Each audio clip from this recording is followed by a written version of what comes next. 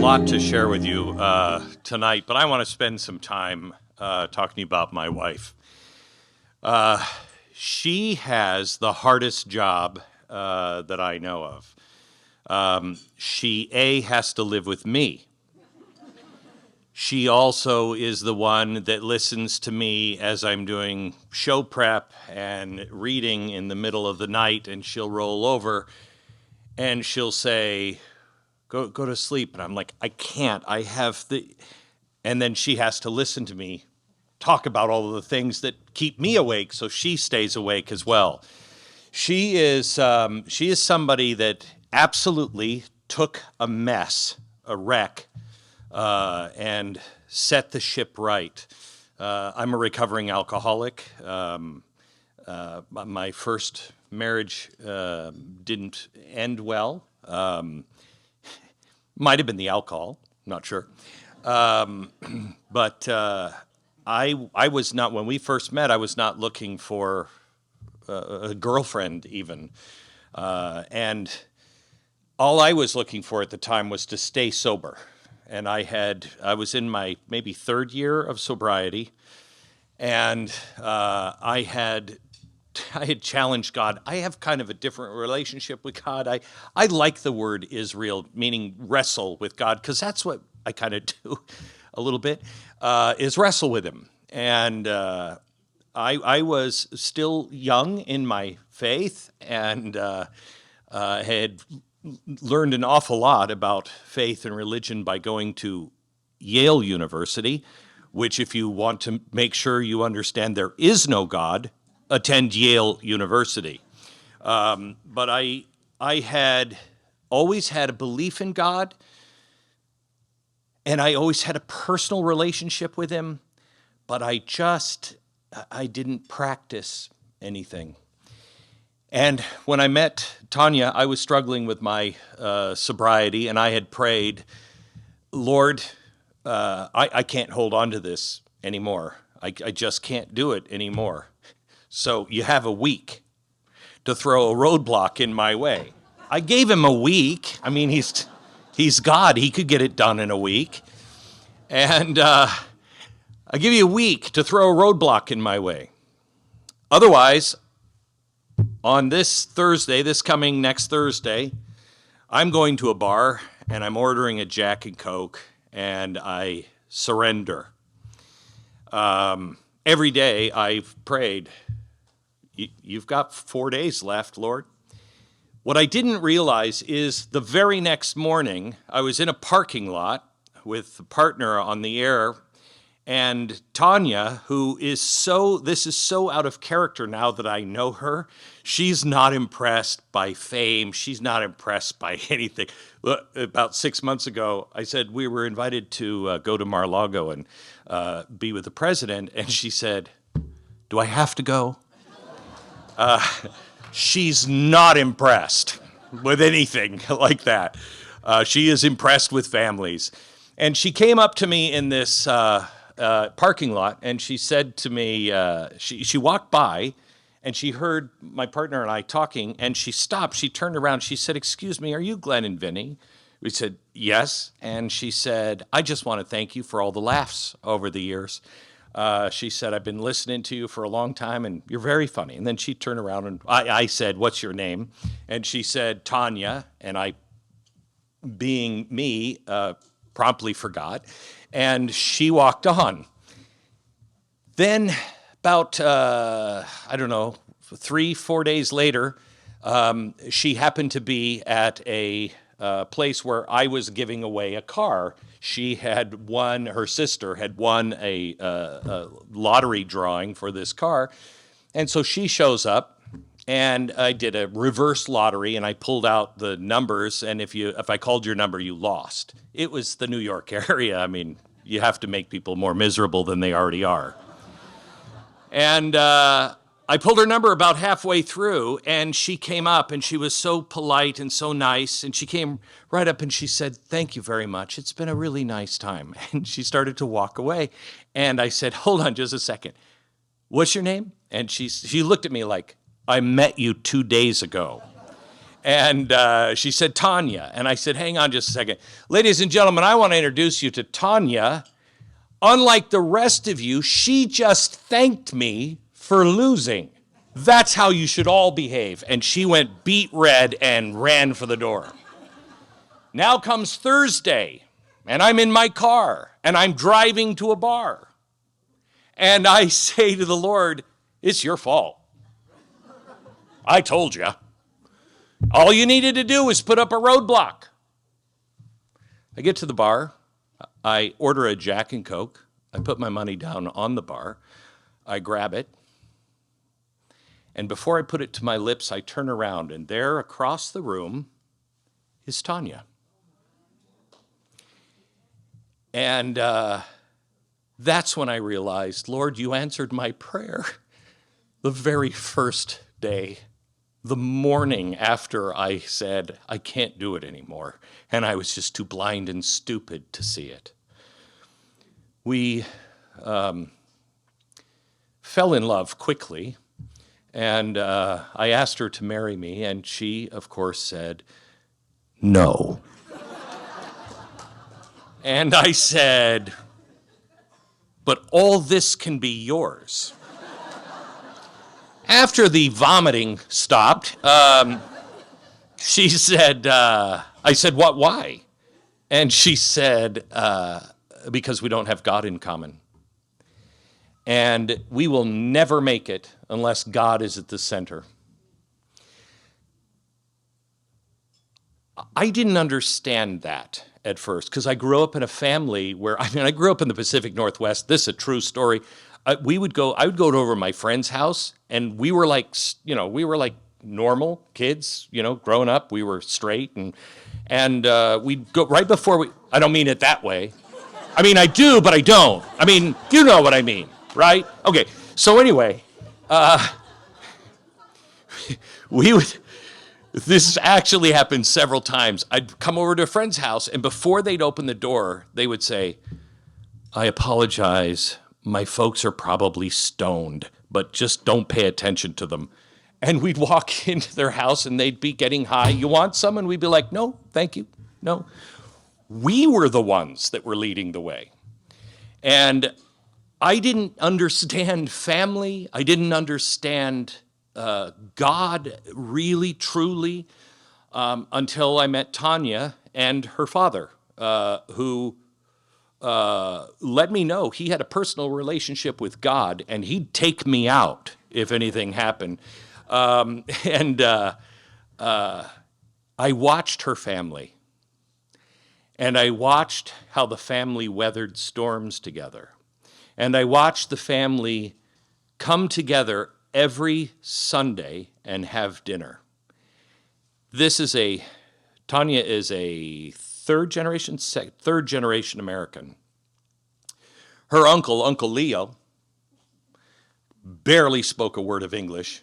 He fought in World War II on our side, but he had just come over from Italy. They all thought he was a spy, so he was the first off the boat on D-Day. He was always being pushed out because they thought he was Italian and he was a spy, and he wasn't. He just was the only one that was born in America, and the family was trying to keep the family alive, and they didn't know what would happen to them in Italy, so he came and served our country, his country. And her grandmother was the sweetest girl, just the sweetest woman. Those apple faces, the people that they make out of apples, and they kind of shrink, and they're just so, she kind of looked like that, but in a really good way, okay? She didn't have cloves for eyes, but she could have. So she was a sweet lady, and we would sit at dinner, and Uncle Leo, who never learned my name until we got married, he just called me Michelangelo. Every time I'd walk in, he'd say, Michelangelo. And I finally asked him, why do you call me Michelangelo? And he said, because you're not going to be around long enough for me to care about your name. Okay. All right. So he would be there, dad would be there, her mother would be there, and this divorced, recovering alcoholic with 2 children from another marriage was nervously sitting at the end of the table. And I fell in love with family because I saw it in action.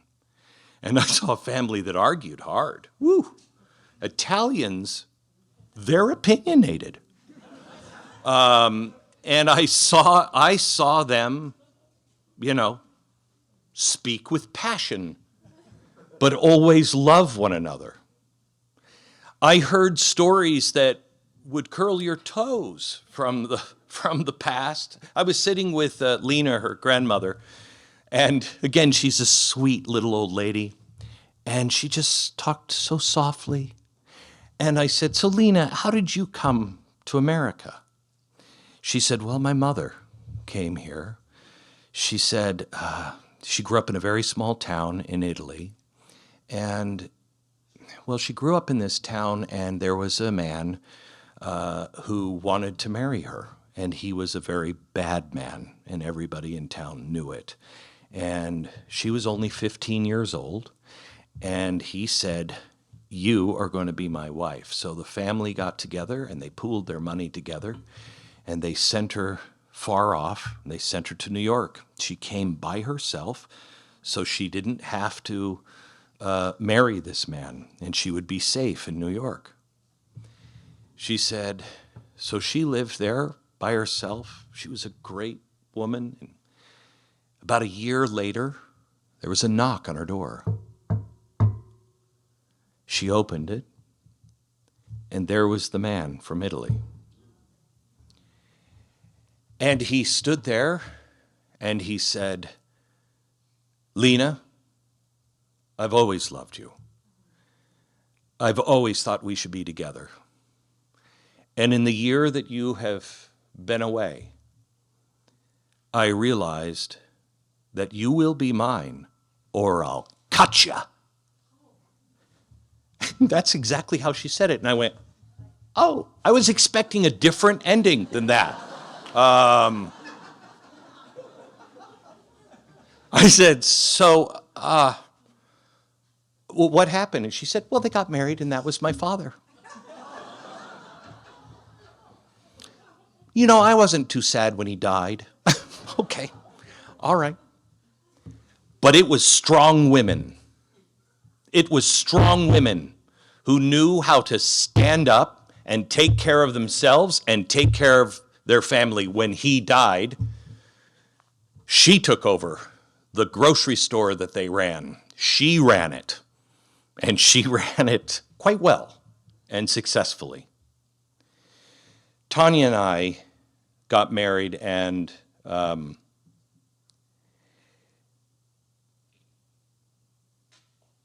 she has been the rock that has kept me stable.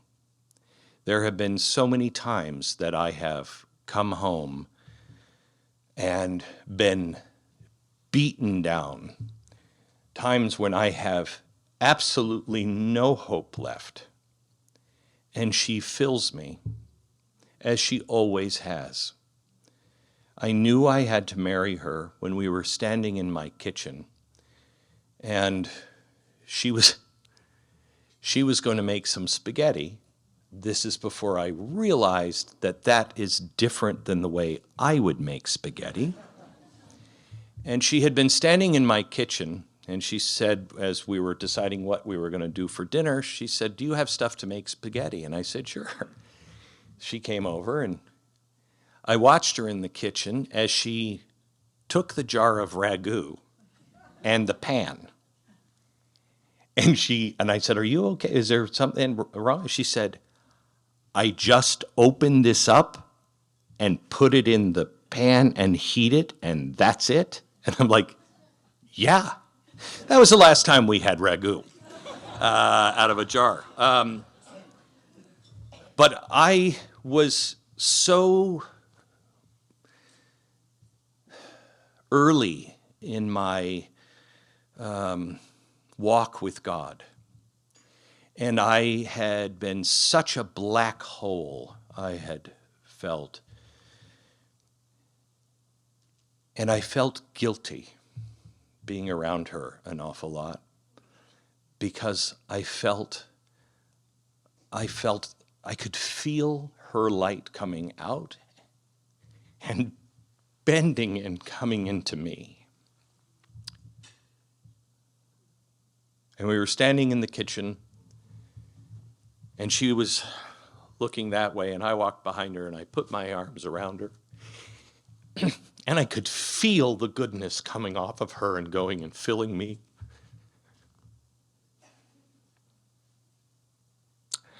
And I said, I have to tell you something. I am stealing light from you. And without hesitation, she said, you cannot steal that which is being given. She's the rock of my life and the rock of my family's life. Congratulations, Tanya.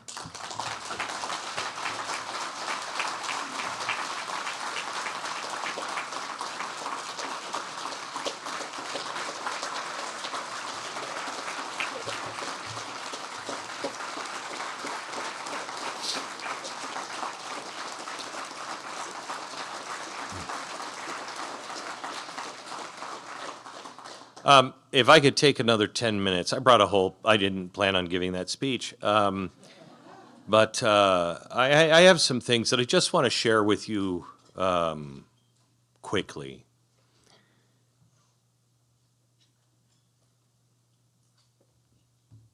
Our civilization, our society, and our country has been passing exits on this highway to hell for a long time. And I have felt that my job has been to read the mile markers and just say, we just passed another one. There is an exit. You've got to take it. Bridge is out ahead. And I feel I've been doing that since September 11th. It's a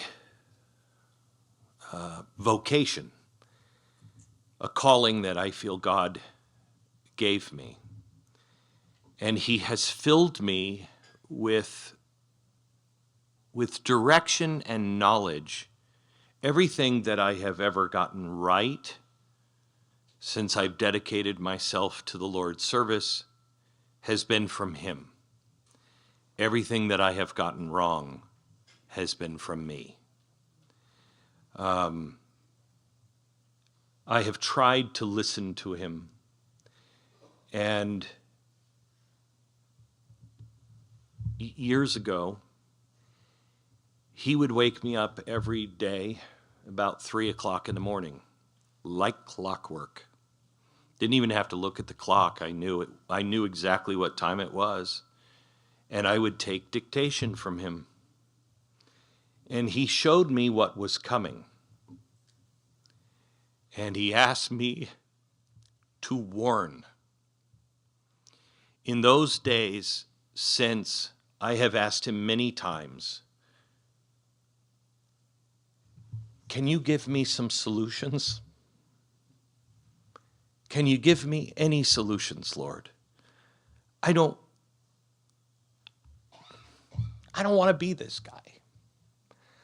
It's not fun looking at this every day. The conversations we have at home around the dinner table are interesting because I live it all the time.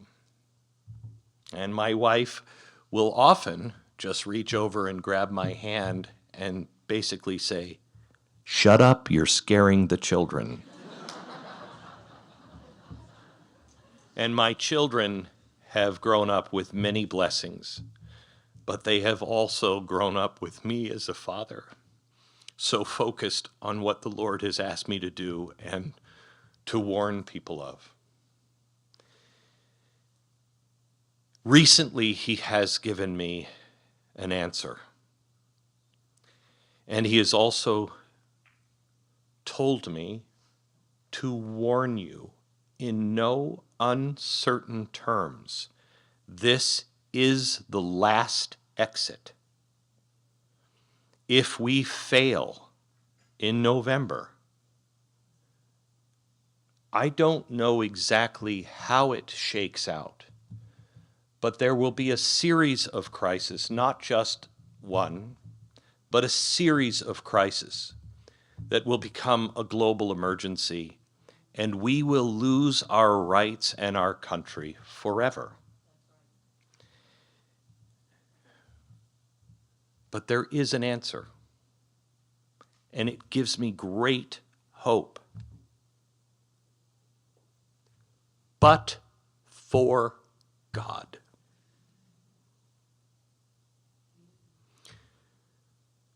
There are so many Christians that don't vote. 50% don't vote. 15% would vote if their pastor or their preacher told them to vote.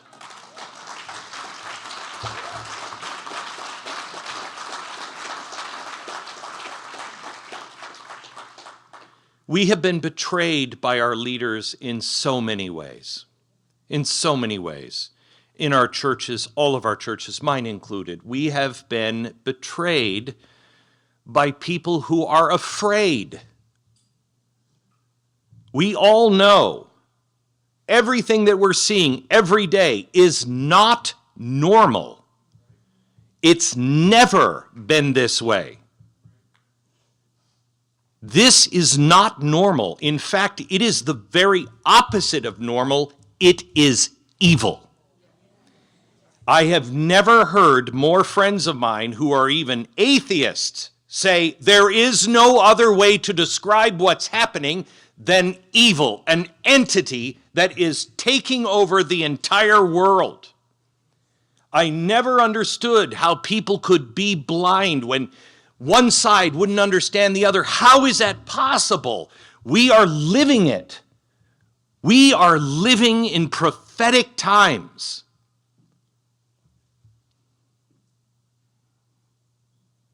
These are the days that try men's souls. But these are the days that have been waited for thousands of years. People have waited for the prophecies to come true. And we are watching them happen every single day. Celebrate. You are here to witness it, but not just stand as a witness. A witness must testify. A witness must get involved and stand up. Let your voice be heard. I will tell you, I struggled early on, hard, because it wasn't popular at all to say the things that I was saying in 2004. I lost a lot of stations. I lost a lot of income. And I asked the Lord, are you sure? He sent me to Ezekiel. I was talking to a friend of mine who's a farmer. We were driving in his old, he calls it blue, his old blue Ford pickup. And he said to me, you know, I feel bad for you. He said, have you read Ezekiel? And I said, yeah. And he said, you know that part about the watchman on the tower? And I'm like, yeah, I know it clearly. That if you're a watchman on the tower and you see trouble over the horizon, and you don't blow the warning, the blood of everyone that could have heard your warning is on you. I said, I'm aware of that. He said, that's a heavy responsibility. And I said, that's funny, because I actually look at it the other way. I feel bad for you. He said, why? And I said, my friend, you're a watchman on the tower as well. You know, I just have more blood on my hands if I don't raise the warning. But if you don't do it in your life, you have the blood of everyone that could have heard your voice.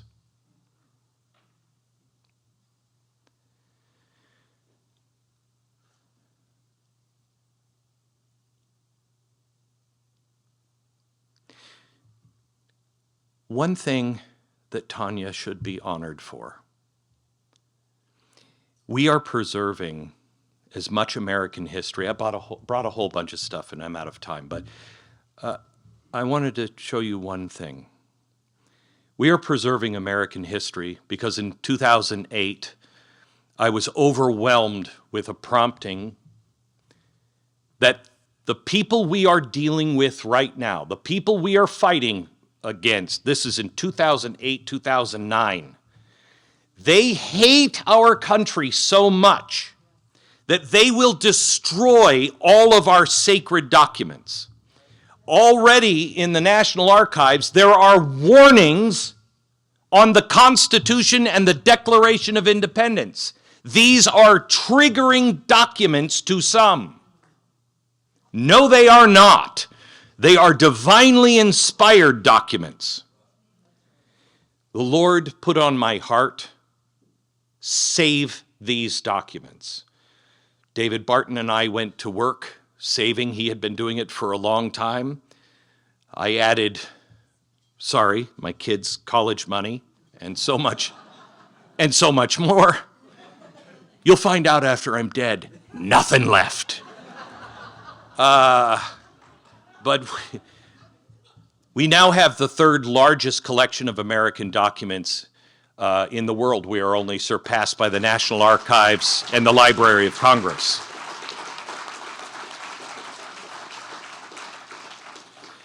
But something came up, because I sometimes, I buy weird things. I bought a rat that was made by Ian Fleming in World War II at the behest of Winston Churchill, and that rat has a bomb in its butt. And there's only one, and my wife doesn't want it on our coffee table. I have FDR's wheelchair, the one he died in. And she said, great, what are we doing with the wheelchair? And I said, I don't know, races. I don't know. But we have collected so many things. And I came to my wife because when I come to my wife, she usually just says, I'll say, honey, and she'll say, oh God, how much now? And I said, honey, and she said, how much? And I said, well, let me tell you what this one is. And I told her. And I knew this one was going to be one of the most expensive things we were going to buy. And she said, I will bid on that one. I want to show you what she bought.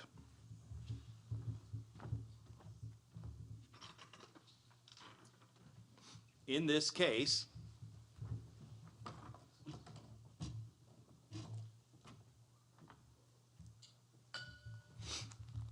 in this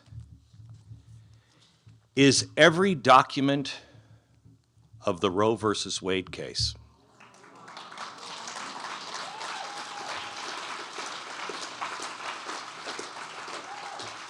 This went up for auction. It was Roe's attorney. And she said she wanted it to go to a university where it could inspire the youth to understand how important abortion was, and maybe inspire a whole new generation of attorneys to fight for abortion. I said to my wife, "How much is it worth?" She said, "I don't know. 63 million children." When we won it, I got on the air about 4 days later because I wanted to make sure the documents were in my hand before I said anything. The other side was very angry. Very angry. We are now collecting all of the information that starts with Darwin to Sanger, all the way through the American progressive movement, which then jumps to Germany. We taught them, they didn't teach us, we taught them that evil. And then with Operation Paperclip, we brought them back into our medical societies. We're documenting all of it so the evil will never be forgotten, because the evil is coming back again. It's already among us. But I want to give you something good to end with. I was reading on the plane, and I came across a scripture that I want to share with you, because it's a warning and a blessing.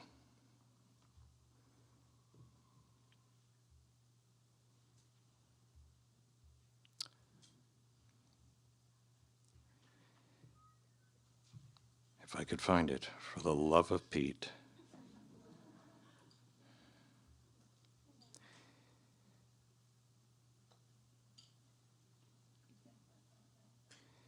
From the Bible, it is 2 Psalms.